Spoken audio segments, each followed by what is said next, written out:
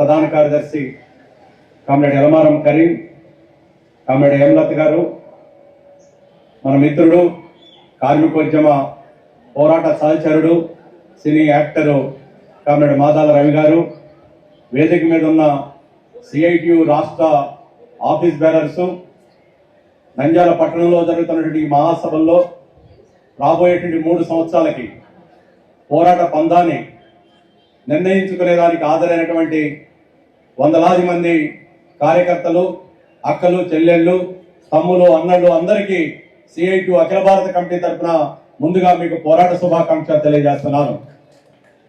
ఈ మహాసభలు ఒక ముఖ్యమైనటువంటి ఘట్టంలో జరుగుతున్నాయి. మనందరికీ ఇప్పుడే హేమలత గారు చెప్పారు, విశాఖపట్నంలో జరిగినటువంటి మన 18వ అఖిల భారత మహాసభ భారతదేశ కార్మిక వర్గానికి ఒక నూతన డైరెక్షన్ ఇచ్చింది. ఏదైతే కేంద్రంలో ఉన్న బీజేపీ ప్రభుత్వం కార్మికుల్ని పెట్టుబడిదారీ వర్గానికి, కార్పొరేట్లకి బానిసల్లాగా మార్చే 4 లేబర్ కోడ్లు అమలు చేయడం కోసం కంకణం గట్టుకుందో, అలాంటి మోడీ ప్రభుత్వానికి సామంతుల్లాగా ఉన్నటువంటి ఈ రాష్ట్ర చంద్రబాబు నాయుడు ప్రభుత్వానికి తగినటువంటి పద్ధతుల్లో బుద్ధి చెప్పేదాని కోసం మొత్తం భారత కార్మిక వర్గం సిద్ధంగా ఉంది. అందుకని అన్ని రాష్ట్రాల్లో జనవరి నెలలో మన అఖిల భారత మహాసభ 4వ తారీఖు రోజున బహిరంగ సభతోటి ముగిసింది.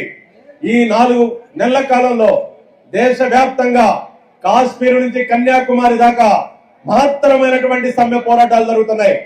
మనందరం చూసాం, ఫిబ్రవరి 12వ తేదీ జరిగినటువంటి సమ్మె భారతదేశ కార్మికోద్యమ చరిత్రలో ఒక మైలురాయిగా నడిచినటువంటి సమ్మె మన ఫిబ్రవరి 12. కార్మిక వర్గం పోరాడుతుంటే కార్మిక వర్గంతో పాటు మేము కూడా మీకు తోడుగా ఉంటామని రైతులు, వ్యవసాయ కార్మికులు, విద్యార్థులు, యువజన సంఘాలు, మేధావులు అందరూ కూడా భారత కార్మిక వర్గానికి బాసటగా ఆ సమ్మెలో పాల్గొనడం అనేది స్వాతంత్రోద్యమం తర్వాత ఒక మాత్రమైనటువంటి పోరాటంగా ఫిబ్రవరి 12 జరిగింది.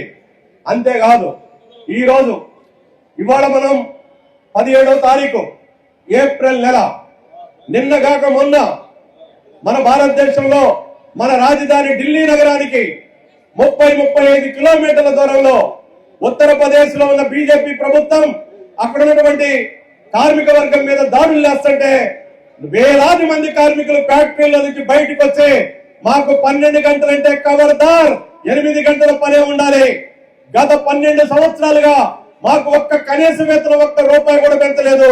ధరలు ఆకాశాన్ని అంటుతున్నాయి, మా జీవన ప్రమాణాలు దిగజారుతున్నాయి. ఈ నేపథ్యంలో మేము కార్ఖానాల్లో బానిసల్లాగా పనిచేయమని, మేము తిరుగుబాటు చేస్తామని స్పాంటేనియస్ గా సమ్మె పోరాటాలు నిర్వహిస్తున్నటువంటి నేపథ్యంలో మన మహాసభ జరుగుతుంది.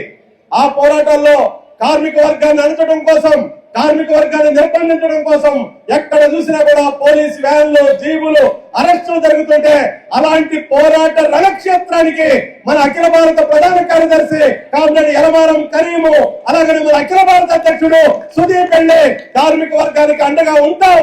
ఇది మీ కేవలం ఉత్తరప్రదేశ్ కార్మికుల పోరాటం కాదు, ఇది భారతదేశ కార్మిక వర్గం అంతా కూడా మీకు సంఘీభావంగా నిలుస్తుందని నిన్న 16వ తారీఖు దేశవ్యాప్తంగా అన్ని రాష్ట్రాల్లో కార్మిక వర్గం రోడ్ల మీదకి వచ్చారు, ఫ్యాక్టరీ గేట్ల దగ్గరకు వచ్చారు. ఇదే రాబోయే కాలంలో కేంద్ర రాష్ట్ర ప్రభుత్వాలకు ఒక తీవ్రమైనటువంటి హెచ్చరిక ఉండబోతుంది. ఇప్పుడే నంద్యాలకి ఇంకొక 15 నిమిషాల్లో మీ దగ్గరకు వస్తామనగా ఒక ఘటన జరిగింది. మీ అందరికీ తెలుసు, మన దేశంలో అత్యున్నతమైనటువంటి చట్టసభ ఏంటి? పార్లమెంటు.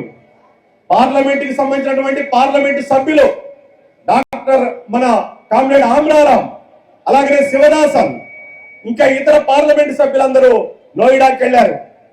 అలాగే CPIM general secretary comrade MA baby, polit bureau సభ్యులు కామ్రేడ్ అరుణ్ కుమార్ వెళ్లారు. ఎందుకని? మొత్తం అక్కడ భయానకమైనటువంటి వాతావరణం ఉంటే ఆ కార్మిక కుటుంబాలను కలుద్దామని వెళ్లారు. కలుద్దామని వెళితే పోలీసులు, అక్కడ ఉన్నటువంటి మొత్తం యాజమాన్యాలు జిల్లా కలెక్టర్ ని కలవడానికి కూడా అవకాశం లేదని చెప్పారు. ఏం చెప్పారో తెలుసా మా నాయకులు?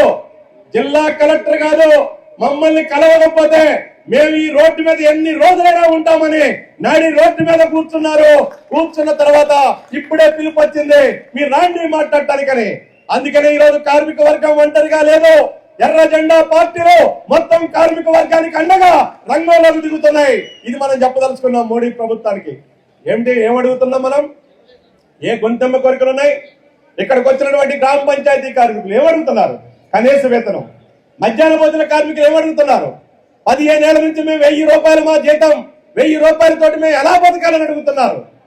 ఈ రోజు కాంట్రాక్ట్ కార్మికులు ఫ్యాక్టరీలో, ప్రైవేటు పరిశ్రమల్లో, అనేక ప్రభుత్వ రంగ పరిశ్రమల్లో 10,000కి 12,000కి పనిచేస్తున్నారు. ఏమడుగుతున్నారు కాంట్రాక్ట్ కార్మికులు? కనీస వేతనం. ఏదైతే ఇండియన్ లేబర్ కాంగ్రెస్ 1957లో డాక్టర్ ఆర్ట్రాయిడ్ ఫార్ములా ప్రకారం ఈ రోజు పెరుగుతున్న ధరలకు అనుగుణంగా కనీస వేతనాలు కావాలని అడుగుతున్నారు. స్కీమ్ వర్కర్లు ఏమడుగుతున్నారు? అంగన్వాడీ ఆశా వర్కర్లు కనీస వేతనాలు అడుగుతున్నారు. ఫ్యాక్టరీలో పనిచేసే కార్మికులు ఏమడుగుతున్నారు? కనీస వేతనాలు అడుగుతున్నారు. మన హమాలీలు, బిల్డింగ్ వర్కర్లు, లారీ డ్రైవర్లు, ఆటో వర్కర్లు ఏమడుగుతున్నారు? కనీస వేతనాలు అడుగుతున్నారు. ఏంటి కనీస వేతనం అంటే ఏంటి? నిన్ననే ఏప్రిల్ 14వ తారీఖు బాబాసాహెబ్ అంబేద్కర్ గారికి మెడలో ఈ నాయకులంతా పూలదండలేశారు. రాజ్యాంగం గురించి గొప్పలు చెప్పారు. మన భారత రాజ్యాంగం ఏం చెబుతుంది? మన భారత రాజ్యాంగం ఆర్టికల్ 14 సమానత్వం గురించి చెబుతుంది. ఆర్టికల్ 21 ఏం చెబుతుంది? జీవించే హక్కు గురించి చెబుతుంది. 43 ఏం చెబుతుంది? అలాగనే మంచి జీవన విధానం ఉండాలా, శ్రమను గౌరవించాలని చెబుతుంది. మరి 1000 రూపాయలతోటి కార్మికుడు ఏం తినాలి? 10,000 రూపాయలతోటి కార్మికుడు ఏం తినాలి? మీ ఎమ్మెల్యేకి, మీ ఎంపీలకి 4 లక్షల రూపాయలు, 5 లక్షల రూపాయలు నెల జీతం. మా కార్మికుడికి 3,000, 4,000. మేము భిక్షగలమా? మేము అడుక్కునే వాళ్ళమా? ఈ దేశంలో సంపదను సృష్టించే కార్మికుడు ఈ రోజు ఇలా అడుక్కోవడానికి లేదు. మా కనీస వేతనం మా హక్కు. ఆ హక్కు కోసం మేము పోరాడతామని ఇవాళ మొత్తం దేశవ్యాప్తంగా కార్మికులు పోరాడుతున్నారు.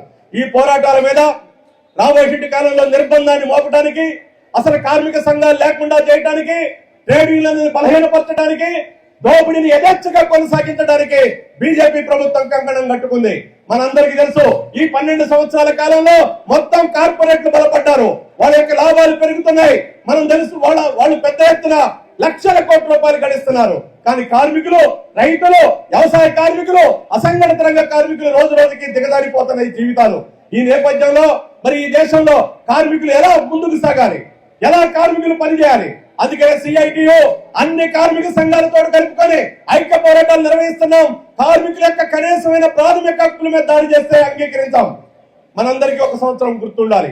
ఇది 2026వ సంవత్సరం. ఇది 2026వ సంవత్సరం. కరెక్ట్ గా 100 ఏళ్ల క్రితం ఏం జరిగింది భారతదేశంలో? 1926వ సంవత్సరం బ్రిటిష్ సామ్రాజ్యవాదం ఉంది. మనకి స్వాతంత్రం రాలేదు. సామ్రాజ్యవాదానికి వ్యతిరేకంగా, ఆ రోజు కూడా దోపిడీకి వ్యతిరేకంగా, విదేశీ స్వదేశీ దోపిడీకి వ్యతిరేకంగా మన BTR గారి నాయకత్వంలో, మన రామ్మూర్తి గారి నాయకత్వంలో మహత్తరమైనటువంటి త్యాగాలు జరిగితే ఆ పోరాటాల వారసత్వంలో ఇండియన్ ట్రేడ్ యూనియన్ యాక్ట్ 1926 వచ్చింది. 100 సంవత్సరాలు మా చరిత్ర, మా పోరాట చరిత్ర. నరేంద్ర మోడీ మీ వయసు ఎంత? 75 ఏళ్ళు. చంద్రబాబు నాయుడు మీ వయసు ఎంత? 72. జగన్మోహన్ రెడ్డి, పవన్ కళ్యాణ్ మీరు ఇంకా చిన్నవాళ్ళు. ఇప్పుడు మీరేం కలలు కంటున్నారు? మీరు స్వాతంత్రం వచ్చిన తర్వాత ఇప్పుడు ట్రేడ్ యూనియన్లు లేకుండా యాజమాన్యాలకు గులాంగిరి చేస్తారంట. మన నరేంద్ర మోడీ గారు ట్రంప్ గులాంగిరి చేస్తారు. ఆ మోడీ గారికి వీళ్ళందరూ, ఈ ముఖ్యమంత్రులంతా సామంతులుగా గులాంగిరి చేస్తారు. మీ బతుకులు గులాంగిరి బతుకులు, మీ బతుకులు రాజీ బతుకులు, మా బతుకులు త్యాగాల బతుకులు, మాది పోరాట చరిత్ర. అందుకని 100 ఏళ్ల క్రితం మేము కార్మిక సంఘాన్ని స్థాపించుకున్నాం. ఇవాళ మీ తాతలు, మీ ముత్తాతలు, మీ జేజలు వచ్చినా కూడా కార్మిక సంఘాలు ఏమి చేయలేరు. కార్మిక రంగాన్ని రద్దు చేయడం ఈ తరం కాదు అని ఈ రోజు దేశంలో పోరాటాలు నిర్మిస్తున్నాం. అందుకనే ఈ రోజు మనం ఒక విశ్వాసంతో ముందుకు సాగాలి. ఇవాళ కార్మిక వర్గం మీద దోపిడీ చేయడం ద్వారా కార్పొరేట్ లాభాలు పెరగడం కోసం పూనుకుంటున్నాయి. వాళ్ళ లాభాలు పెరుగుతున్నాయి. ఇవాళ మన జీవన ప్రమాణాలు దిగజారుతున్నాయి. ఇవాళ ప్రభుత్వ రంగాన్ని అంతా కూడా ప్రైవేట్ వాళ్ళకి అప్పచెబుతున్నారు. అలాగనే మొత్తం కూడా సహజ వనరులన్నింటినీ కూడా ప్రైవేట్ వాళ్ళకి అప్పచెబుతున్నారు. ఇవాళ రైల్వే రంగంలో, అలాగనే రక్షణ రంగంలో, ఫార్మా రంగంలో, ఇన్సూరెన్స్ రంగంలో, అలాగే బ్యాంకింగ్ రంగంలో ఎక్కడ చూసినా విదేశీ పెట్టుబడులు 70%, 100% చేసుకొస్తున్నారు. ఇందుకేనా మనం స్వాతంత్రం సాధించుకున్నది? ఇదేనా ఆర్థిక స్వావలంబన అంటే? ఇదేనా సార్వభౌమత్వం అంటే? మీరు సార్వభౌమత్వాన్ని తాకట్టు పెడుతున్నారు. మీరు స్వావలంబనకి తుట్టు పెడుతున్నారు. మేమేం చేస్తున్నాం? భారతదేశం యొక్క ఆర్థిక స్వావలంబన కోసం, స్వాతంత్రం కోసం మేము నిలబడుతున్నాం. మీరా దేశభక్తులు, మేమా దేశభక్తులు. మీది నకిలీ దేశభక్తి, మేము నిజమైనటువంటి దేశభక్తులు. మేమని ఈరోజు మనం ఈ సమాజానికి సాటాల్సిన అవసరం ఉంది. అంతేకాదు ఇవాళ మన ఆంధ్రప్రదేశ్ రాష్ట్రంలో ఇక్కడికి వచ్చినటువంటి అనేక కార్మిక సంఘాలు, అనేక యూనియన్లు, ప్రతి యూనియన్ కి ఒక పోరాటం ఉంది. అసలు ఏ యూనియన్ పోరాటం చేయలేదు. విశాఖపట్నం స్టీల్ ప్లాంట్ లో ప్రైవేటీకరణకు వ్యతిరేకంగా 4 సంవత్సరాలు పోరాటం చేసి ఇప్పటి వరకు ఇంకా ప్రైవేటీకరణ కాకుండా అడ్డుకున్న చరిత్ర ఆంధ్రప్రదేశ్ కార్మికోద్యమానికి ఉంది. దాన్ని బలపరిచినటువంటి అన్ని రంగాలకు ఉంది. అందుకని ఈ రోజు ముఖ్యమంత్రులు బలంతో గెలుస్తున్నారు. మాకు 150 సీట్లు వచ్చినాయి ఎమ్మెల్యేలు, మాకు 120 సీట్లు వచ్చినాయి. ఇక ప్రతిపక్షాలు ఉండకూడదు, కార్మిక సంఘాలు ఉండకూడదు, ఉద్యమాలు ఉండకూడదు అని తెలుగు రాష్ట్రాల్లో, ఆంధ్రప్రదేశ్, తెలంగాణలో కలరగంటున్నారు. నిజమే, మీకు ప్రభుత్వాలు ఉన్నాయి, మీకు పోలీసు ఉంది. మీరు ఏదైనా ఒక ఆఫీస్ ఓపెనింగ్ చేయాలంటే, ఏదైనా ఒక గవర్నమెంట్ ఫంక్షన్ శంకుస్థాపన చేయాలంటే ఎందుకు మీకు పిరిగి పొందా?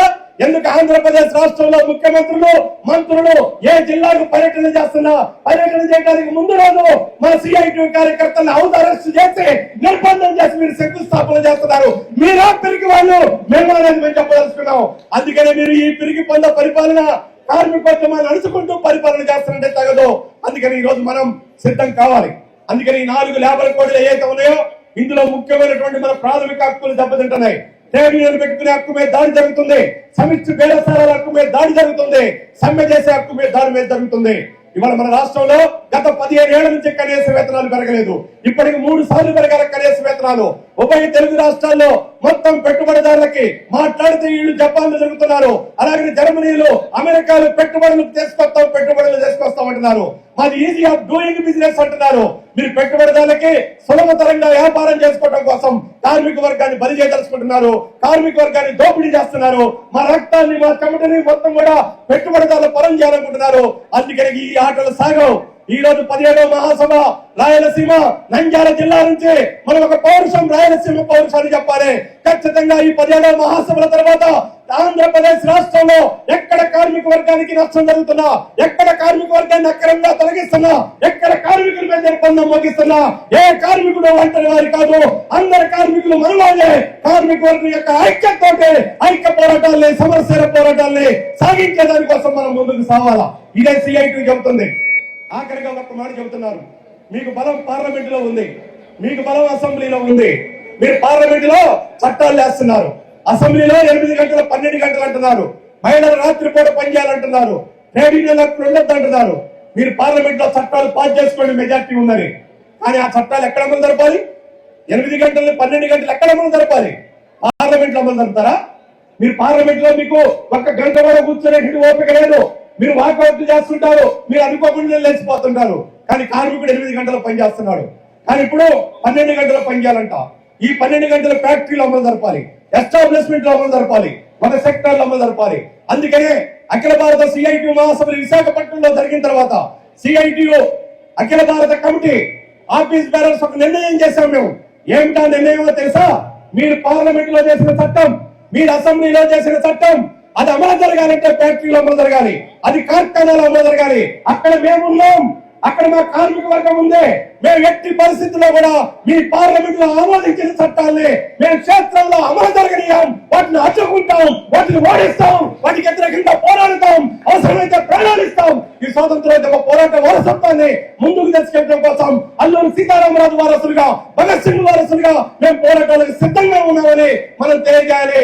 ఈ 17వ మహాసభ సందేశాన్ని రాబోయేటువంటి కాలంలో ఆంధ్రప్రదేశ్ లో ప్రతి సిఐటి కార్యకర్త పుడికి పంచుకొని ప్రతి సిఐటి సభ్యుడు కూడా ఆ పోరాట వారసత్వాన్ని ముందుకు తీసుకెళ్తారనే విశ్వాసంతో మీ అందరికీ కూడా మరొక్కసారి పోరాట అభినందనలు తెలియజేస్తూ నేను సెలవు తీసుకుంటున్నాను.